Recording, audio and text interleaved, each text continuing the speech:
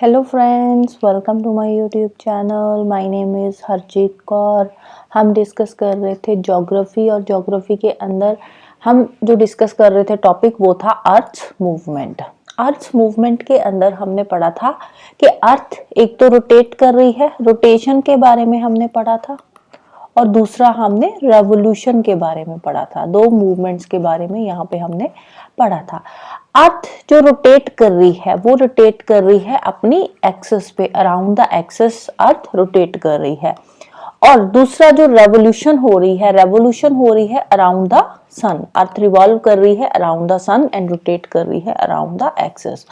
तो आज हम इस एक्सिस के बारे में डिस्कस करेंगे कि अर्थ जो रोटेट कर रही है अपनी एक्सिस पे रोटेट कर रही है, और जो अर्थ की एक्सिस है ना, अर्थ की एक्सिस टिल्टेड है। अर्थ की एक्सिस जो है टिल्टेड है। एक्सिस भी क्या है? अर्थ की जो एक्सिस है ये एक इमेजिनरी लाइन है। अब इसमें भी टिल्ट आ रहा है, तो कितने डिग्री टिल्टेड है? Earth is inclined to the plane of ecliptic at the angle of 66 and half. Plane of ecliptic क्या है? ये जो 0 डिग्री इक्वेटर है ना, इसी को बोलते हैं ऑर्बिटल प्लेन और इक्लिप्टिक प्लेन अराउंड द सन, क्योंकि सन के आसपास अर्थ घूम रही है। तो ये वाला जो 0 डिग्री इक्वेटर है इसको नाम दिया गया है इक्लिप्टिक प्लेन का, राइट। अब देखो यहाँ पे ये कितने डिग्री टिल्ट हो रहा है? ये है इमेजिनरी एक्सिस, ये जो टिल्ट वाला है, राइट। तो ये जो टिल्ट है कितने डिग्री पे टिल्टेड है? इक्लिप्टिक के अकॉर्डिंग अगर हम देखें तो यहाँ पे ये 66 एंड हाफ डिग्री पे टिल्टेड है। और परपेंडिकुलरली अगर हम बात करें, ये परपेंडिकुलर हो गया, तो परपेंडिकुलरली कितने डिग्री ये टिल्टेड है? 23 एंड हाफ डिग्री टिल्टेड है परपेंडिकुलर के अकॉर्डिंग। अब अगर ये टिल्टेड ना होती, सीधा परपेंडिकुलर ही बनता, जैसे ये परपेंडिकुलर बन रहा है, अगर एक्सिस बिल्कुल सीधी होती तो ग्लोब पे हर जगह पे इक्वल दिन और रात होते सारा साल। अभी तो अलग अलग टाइम पे होते हैं ना, इक्विनॉक्स हो गया, समर सोल्स्टिस, उसके बारे में हम थोड़ी देर में बात करेंगे। तो अगर ये सीजन्स चेंज हो रहे हैं, दिन रात में जो फर्क आ रहा है ये क्यों आ रहा है? दिन रात कभी छोटे होते हैं कभी बड़े होते हैं, ये चेंज हो रहा है। लेंथ जो है दिन की या रात की क्यों हो रही है? क्योंकि अर्थ की जो एक्सिस है वो टिल्टेड है। अगर टिल्टेड ना होती तो डेज एंड नाइट्स जो है वो इक्वल होती। कितने डिग्री पे टिल्टेड है परपेंडिकुलरली बात करें तो 23 एंड हाफ डिग्री पे परपेंडिकुलरली ये टिल्टेड है। नेक्स्ट हम बात करते हैं इक्विनॉक्स की। इक्विनॉक्स क्या होता है? इक्विनॉक्स का मतलब होता है जब दिन रात बराबर हो जाते हैं, उसको बोलते हैं equinox, when days and nights are equal. अब यहाँ पे क्या होता है? इस टाइम पे सन की क्या पोजीशन होती है इक्विनॉक्स के टाइम पे? इक्विनॉक्स के टाइम पे जो सन होता है, सन वर्टिकली इक्वेटर के बिल्कुल ऊपर आ जाता है। जब सन मूव करके इक्वेटर पे आ जाता है तो उस टाइम पे दिन और रात बराबर हो जाते हैं, नॉर्दर्न हेमिस्फीयर में भी और सदर्न हेमिस्फीयर में भी। इसको बोलते हैं इक्विनॉक्स, राइट। और साल में ये 2 बार होता है, एक बार 21 ऑफ मार्च को और दूसरी बार 23 ऑफ सितंबर को। 21 ऑफ मार्च को जब दिन रात बराबर होते हैं तो उसको बोलते हैं वर्नल इक्विनॉक्स, और 23 ऑफ सितंबर को जब दिन रात बराबर होते हैं तो उसको बोलते हैं ऑटम इक्विनॉक्स, राइट। वर्नल इक्विनॉक्स मार्च वाला है और सितंबर वाला आता है ऑटम इक्विनॉक्स। अब देखो जो अर्थ है ना, जो सन और अर्थ का अगर हम बात करें, क्योंकि यहाँ पे हमने बोला कि जब सन इक्वेटर पे होता है तो वो वाली जो सिचुएशन होती है वो होती है इक्विनॉक्स वाली। तो सन जो है ये ट्रॉपिक्स के बीच में घूमता रहता है। ऊपर आ गया ट्रॉपिक ऑफ कैंसर, नीचे आ गया ट्रॉपिक ऑफ कैप्रिकॉर्न, और ये आ गया इक्वेटर।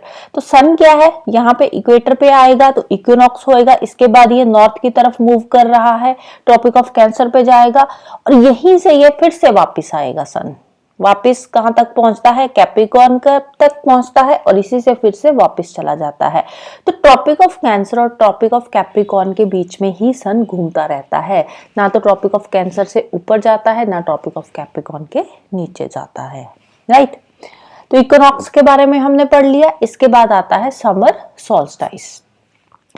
अब सन कहाँ पे था इक्विनॉक्स के टाइम पे? सन जो था वो इक्वेटर पे था। इक्वेटर पे जो रेडिएशन थी सन की बिल्कुल सीधी पड़ रही थी।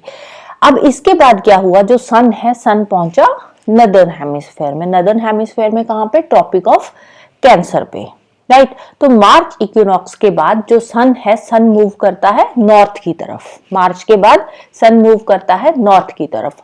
यहाँ पे आप बेस्ट एग्जांपल ले सकते हो इंडिया का, क्योंकि इंडिया के कॉन्टेक्स्ट में अगर आप पढ़ोगे तो आपको चीजें ज्यादा समझ आएगी। अगर आप ग्लोबली पढ़ सकते हो तो वो भी बेटर है, अगर आपको ग्लोबली समझ नहीं आ रही तो आप इंडिया के कॉन्टेक्स्ट में इसको याद रख सकते हो।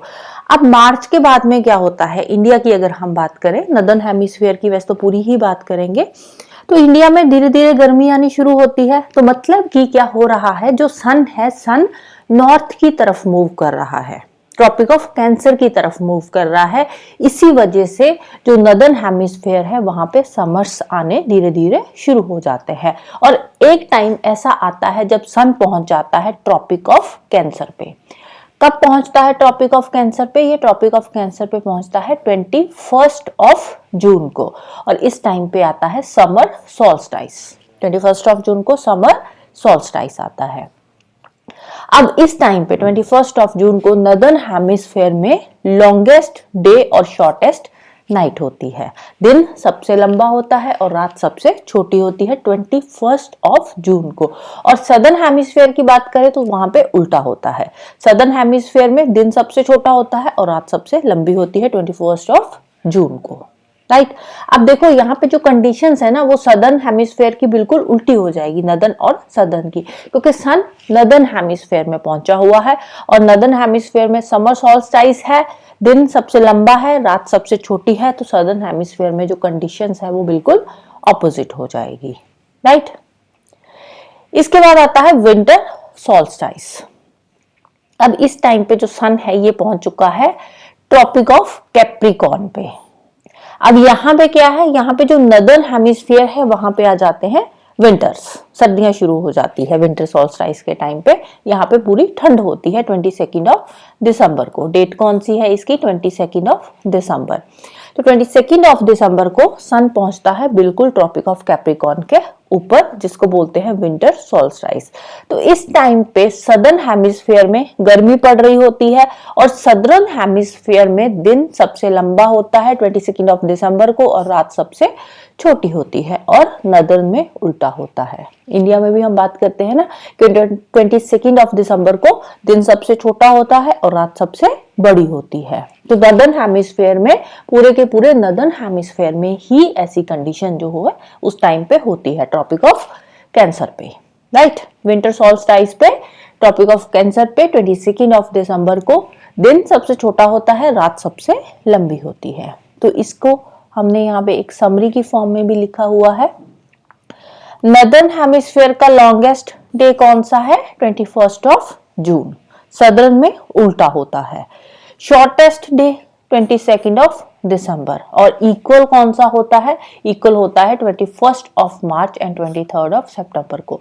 अब सदर्न याद करने की बजाय आप इसको उल्टा करके भी याद रख सकते हो, क्योंकि नदर्न में हम एक्सपीरियंस कर रहे हैं तो नदर्न वाली चीजें हमें याद रहेगी ही रहेगी। तो सदर्न की आप उल्टी करके याद रख सकते हो, क्योंकि नदर्न में लॉन्गेस्ट डे है तो सदर्न में शॉर्टेस्ट होगा, नदर्न में शॉर्टेस्ट है तो सदर्न में लॉन्गेस्ट होगा, राइट।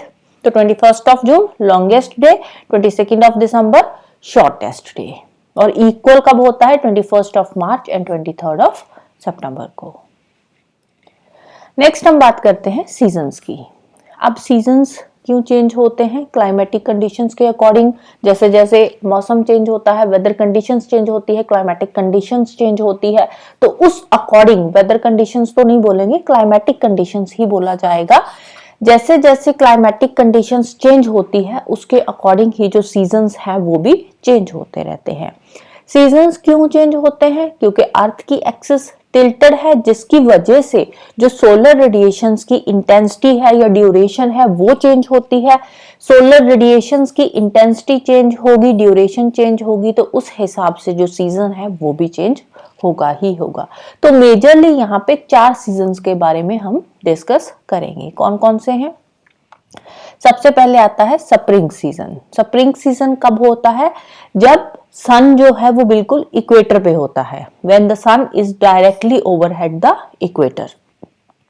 कब होता है? 21 ऑफ मार्च को। एक तो देखो सन जो है वो इक्वेटर पे 21 मार्च को होता है, दूसरा होता है 23 सितंबर को। लेकिन 21 मार्च को आता है स्प्रिंग सीजन, और जो 23 सितंबर को अगर हम बात करें तो उस टाइम पे भी तो सन इक्वेटर पे होता है ना, तो उस टाइम पे जो सीजन होता है वो कौन सा होता है, वो ऑटम सीजन होता है, राइट। तो उस टाइम पे ऑटम सीजन होता है, स्प्रिंग सीजन होता है 21 मार्च को। अब स्प्रिंग के बाद मार्च महीना खत्म हुआ, उसके बाद समर सीजन आना शुरू हो गया। तो जैसे ही समर सीजन आता है तो सन कहाँ पे पहुंच जाता है, ट्रॉपिक ऑफ कैंसर पे पहुंच जाता है। ट्रॉपिक ऑफ कैंसर पे पहुंचेगा तो उस टाइम पे जो नॉर्दर्न हेमिस्फीयर है या नॉर्थ टेम्परेट जोन है, वहां पे कौन सा सीजन चल रहा होगा, समर सीजन 21 जून को। उसके बाद ट्रॉपिक ऑफ कैंसर पे सन पहुंचा, सन वापस आना शुरू हुआ, आते आते रास्ते में पहुंचा कहां पे, इक्वेटर पे। 23 सितंबर को इक्वेटर पे पहुंचेगा तो उस टाइम पे सीजन कौन सा शुरू हो जाएगा, ऑटम सीजन। ऑटम सीजन 23 सितंबर, सितंबर वाला ऑटम सीजन है, मार्च वाला जो है वो स्प्रिंग सीजन है। फिर उसके बाद अब साउथ की तरफ जा रहा है सन, तो सन पहुंचेगा ट्रॉपिक ऑफ कैप्रिकॉर्न पे। जैसे ही सन ट्रॉपिक ऑफ कैप्रिकॉर्न पे पहुंचेगा तो जो नदर्न हेमिस्फीयर है वहां पे आ जाएगा विंटर सीजन 22 दिसंबर को, राइट। तो ये 21 मार्च को इक्विनॉक्स दिन रात बराबर होते हैं, तो नदर्न हेमिस्फीयर पे कौन सा सीजन है, स्प्रिंग सीजन है। सदर्न हेमिस्फीयर में उल्टा हो जाता है, राइट। सीजन्स में भी सदर्न हेमिस्फीयर में उल्टा ही चलता है। फिर उसके बाद 21 जून आ गया, तो 21 जून में कौन सा सीजन चलता है, नॉर्दर्न हेमिस्फीयर में समर सीजन होता है और सदर्न में विंटर सीजन। फिर 23 सितंबर को अगेन सन पहुंचा इक्वेटर पे, तो नॉर्थ में ऑटम सीजन होगा और साउथ में स्प्रिंग सीजन होगा। और लास्ट 22 दिसंबर को सन कहां पे पहुंचा, ट्रॉपिक ऑफ कैप्रिकॉर्न पे। ये देखो यहाँ पे ट्रॉपिक ऑफ कैप्रिकॉर्न पे बिल्कुल जो है सन सीधा जाता है, राइट। अब ट्रॉपिक ऑफ कैप्रिकॉर्न पे सन रेस पड़ रही है, तो यहाँ पे सदर्न हेमिस्फीयर में समर होगा, लेकिन नॉर्दर्न में यहाँ पे विंटर्स होंगे 22 दिसंबर को, राइट। नेक्स्ट हम बात करते हैं लैटिट्यूड्स एंड लॉन्गिट्यूड्स की। अब सबसे पहले हम आज सिर्फ और सिर्फ हम कॉन्सेप्ट समझेंगे लैटिट्यूड एंड लॉन्गिट्यूड का। लैटिट्यूड को बोलते हैं पैरेलल्स ऑफ लैटिट्यूड और लॉन्गिट्यूड को बोलते हैं मेरिडियंस ऑफ लॉन्गिट्यूड्स।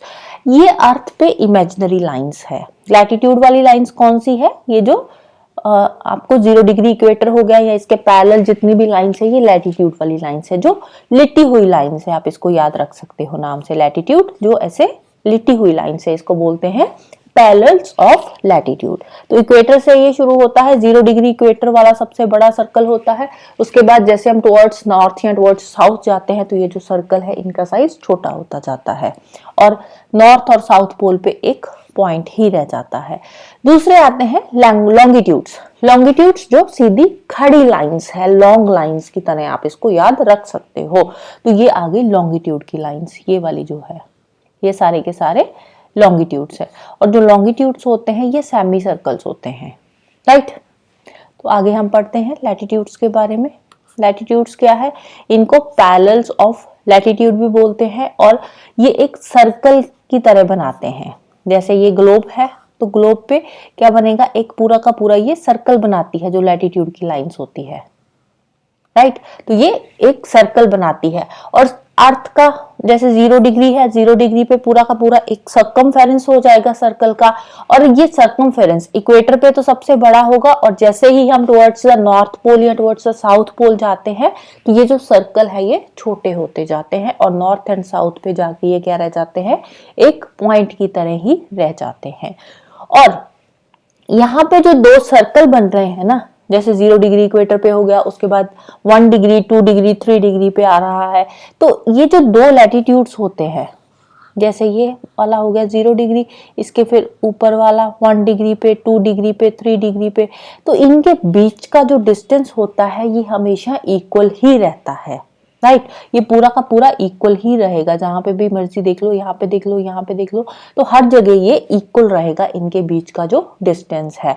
और जो 1 डिग्री लैटिट्यूड होता है ये अप्रोक्सीमेटली 111 किलोमीटर के इक्वल होता है। मतलब जैसे ही हम लैटिट्यूड्स पे 1 डिग्री मूव करते हैं तो 1 डिग्री मूव करने से हम 111 किलोमीटर का जो डिस्टेंस है अप्रोक्सीमेटली वो हम कवर कर लेते हैं, राइट। तो most important line of latitude कौन सी है, वो है इक्वेटर। इक्वेटर पे 0 डिग्री है। इसके अलावा इक्वेटर पे हम ऊपर को मूव करते हैं, ट्रॉपिक ऑफ कैंसर, कैप्रिकॉर्न के बारे में पढ़ा है। तो ट्रॉपिक ऑफ कैंसर आता है 23.5 डिग्री नॉर्थ पे, फिर ट्रॉपिक ऑफ कैप्रिकॉर्न आता है 23.5 डिग्री साउथ पे, फिर आर्कटिक सर्कल अगेन नॉर्थ में आता है 66.5 डिग्री पे, और अंटार्कटिक सर्कल आता है साउथ में 66.5 डिग्री साउथ में। तो यहाँ पे दे भी रखा है, इक्वेटर आ गया 0 डिग्री पे, ट्रॉपिक ऑफ कैंसर 23.5 पे, आर्कटिक सर्कल 66.5 में, तो ये आ गया नॉर्थ पोल। अगेन साउथ में tropic of Capricorn 23.5 degree south और अंटार्कटिक सर्कल 66.5 डिग्री साउथ, और नीचे आ गया साउथ पोल। नेक्स्ट हम चलते हैं लॉन्गिट्यूड्स पे। लॉन्गिट्यूड्स जो सीधी खड़े वाली लाइंस है उसको बोलते हैं लॉन्गिट्यूड्स। तो इक्वेटर से ये क्रॉस करती है, जैसे ये अर्थ है, यहाँ पे इक्वेटर है, तो इक्वेटर को क्रॉस करती है ये लॉन्गिट्यूड। इक्वेटर क्या है, ये लैटिट्यूड की लाइन है, और जो लॉन्गिट्यूड की लाइन है ये इसको कट करती है, नॉर्थ टू साउथ जो है ये चलती है, और इसको क्या बोलते हैं, प्राइम मेरिडियन, राइट। अब ये बनाती है, जो लैटिट्यूड था वो पूरा एक सर्कल बनाता था, लेकिन जो लॉन्गिट्यूड है ये बनाते हैं semi circle from north pole to south pole, क्योंकि इसमें क्या होता है, इसमें ये नॉर्थ पोल से लेकर साउथ पोल तक चलती है और नॉर्थ से साउथ तक ही होती है, पूरा सर्कल नहीं बनाती, ये सेमी सर्कल ही बनाती है। उसके बाद इसकी जो लाइंस है ईस्ट और वेस्ट की साइड ऐसे बनती है लॉन्गिट्यूड की lines, right. Prime meridian semi circle है पोल टू पोल। अब यहां से फिर बाकी की मेरिडियन भी ईस्ट और वेस्ट की साइड चलती है अप टू 180 डिग्री, 180 डिग्री तक ये होती है। 1884 के अंदर ये डिसाइड करा गया था कि जो 0 डिग्री मेरिडियन है वो कौन सा होगा। आप देखो, अब एक सर्कल है, सर्कल पे बहुत सारी ऐसे लाइंस है मूव कर रही है, तो इसमें कोई 0 डिग्री मेरिडियन भी तो होना चाहिए ना। तो 1884 के अंदर ये 0 डिग्री मेरिडियन जो था वो डिसाइड किया गया था। कहाँ पे, royal astronomical observatory at Greenwich near London, London के पास है रॉयल एस्ट्रोनॉमिकल ऑब्जर्वेटरी ग्रीनविच में। तो उसको, वो वाली जो लाइन थी उसको इन्होंने डिसाइड करा कि हम 0 डिग्री जो है इसको रखेंगे, उसके बाद जैसे ईस्ट की तरफ या वेस्ट की तरफ जाएंगे ये आगे जो है मूव होता रहेगा, 1 डिग्री 2 डिग्री 3 डिग्री जो भी आगे होगा वो मूव होता रहेगा। और इसके बिल्कुल ऑपोजिट 0 डिग्री जो है, 0 डिग्री के जो बिल्कुल ऑपोजिट 180 डिग्री मेरिडियन जो होगी उसको इन्होंने डिसाइड करा कि वो होगी हमारी international date line, exactly prime meridian के ऑपोजिट, और उसको नाम दिया गया है antipodal points. International date line को नाम क्या दिया गया है, एंटीपोडल पॉइंट्स, राइट। अब ये जो लैटिट्यूड और लॉन्गिट्यूड वाला कॉन्सेप्ट है ये आगे जब हम टाइम जोन के बारे में पढ़ेंगे कि टाइम किस तरह से हम चेंज होता है, time towards the east and towards the west, तो उस टाइम पे लैटिट्यूड वाला और लॉन्गिट्यूड वाला जो कॉन्सेप्ट है आपको पता होना चाहिए। क्योंकि अगर किसी भी जगह की एग्जैक्ट लोकेशन हमें पता करनी है तो उसके लिए उस जगह का लैटिट्यूड और लॉन्गिट्यूड हमें पता होना चाहिए, राइट।